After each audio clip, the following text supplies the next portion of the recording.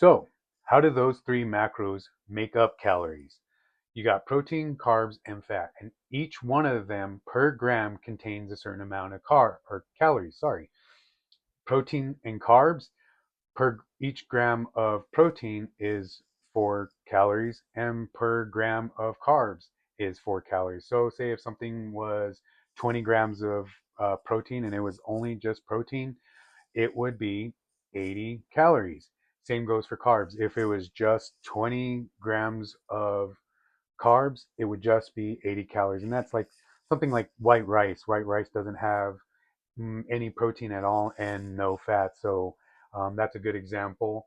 And then fat, they kind of hold a little bit more calories per gram at 9 grams or 9 calories per gram. So if you have something that's 10 grams of fat, it's going to be 90 calories. Hope that's starting to make a little bit of sense. Don't want to lose you guys there yet, but per gram of protein, you get 4 calories. Per gram of carbs, you get 4 calories. And per gram of fat, you get 9. So that's really what starts to build up your calories in a food. Real quick to go over the macros. Um, Again, this is great for a refresher. If you already know what macros are, if you already know what proteins, carbs, and fats are, this is a great refresher to just kind of get on top of it again. Also, if you're new to this, hopefully this explains why we put so much emphasis on our macro counts and why the numbers mean something. So, this helps us keep everything basic. This helps us just really get to the point and really kind of keep enjoying the foods that you like. And I will go over that in just a second. But right now, proteins, they help build and repair tissue. This is essential for all life. You've heard about essential amino acids. We have to consume them to get them in our body, and our body does need them. So that's why protein is probably superior over the other two is just the fact that we need it to sustain life. Also, what protein helps with is satiate hunger and just all the other good stuff. It's the prime number that we'll be going over, and when we start in our first week, we will worry about that number in calories. I'll go over that in just a second. But on to carbs.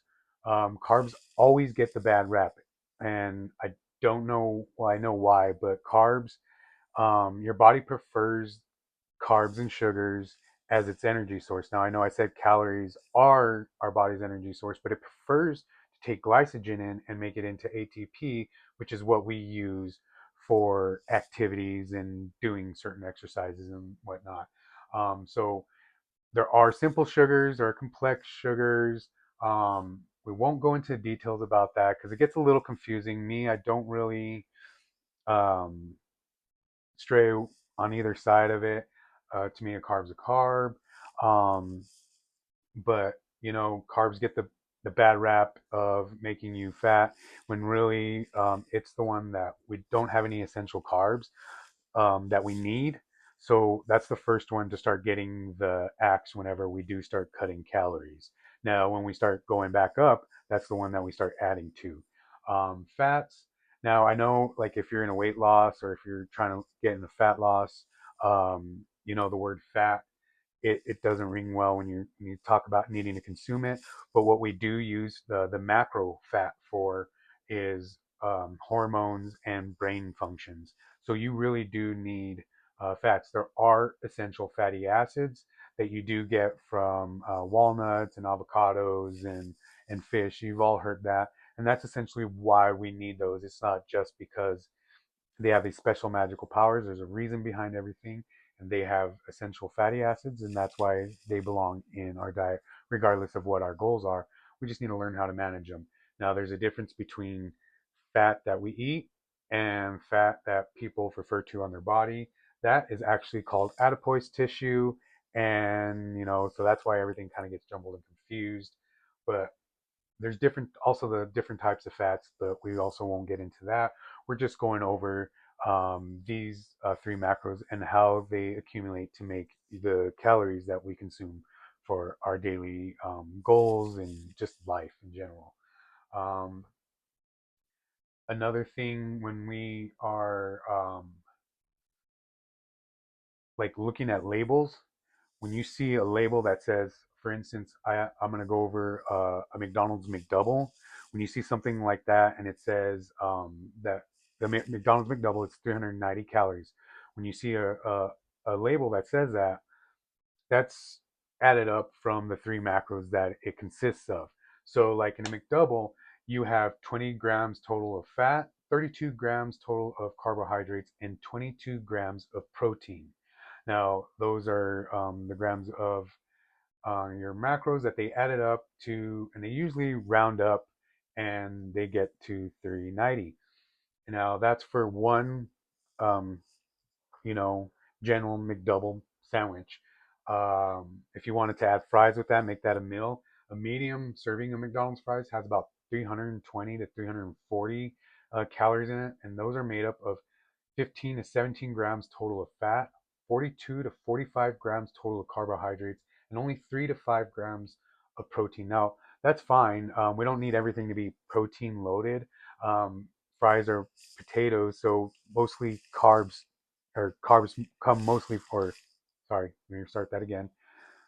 Potatoes have mostly carbs in them, so them having that much carbs isn't a surprise, but the fat probably comes from what they're frying the fries in. So it's probably not the most ideal fat, like the essential fatty acids that we do need. Um, but adding those together, if you wanted to have that McDouble and those fries, that would cost you 730 calories with only 27 grams of protein, 37 grams of fat, and 77 grams of carbs. Now, you could still work those into your daily budget, but let me tell you, after I eat that, I'm still pretty hungry, and that's a lot of calories for very little protein and a lot of or a lot of calories. Sorry. Um, let's say you're out and about, you just got that meal, and you think you need a coffee. I'm gonna go over some Starbucks real quick with you. Starbucks pumpkin spice latte. I did this in the fall, guys. It's but again, this kind of rings true for a lot of Starbucks coffees. This is with 2% milk and whipped cream. It has about 390 calories, the same as your McDouble, but it has 52 grams of carbohydrates. 50 of that is from sugar, which carbs and sugar aren't bad, but when it comes strictly just straight from a drink, you're kind of in bad waters already because you don't have any fibers or anything there, and it's just a drink because you only have 14 grams of protein and 14 grams of fat. Now, again, I don't want to say that those are bad macros, but for a drink, that's pretty bad, especially if you just had that McDonald's meal. Now you go and you have that Starbucks drink. You're you're pushing over what, 1,480 calories here with just these meals. Oh, I added a cake pop in there. It's 170 calories. Um, so you see how it kind of adds up. Um,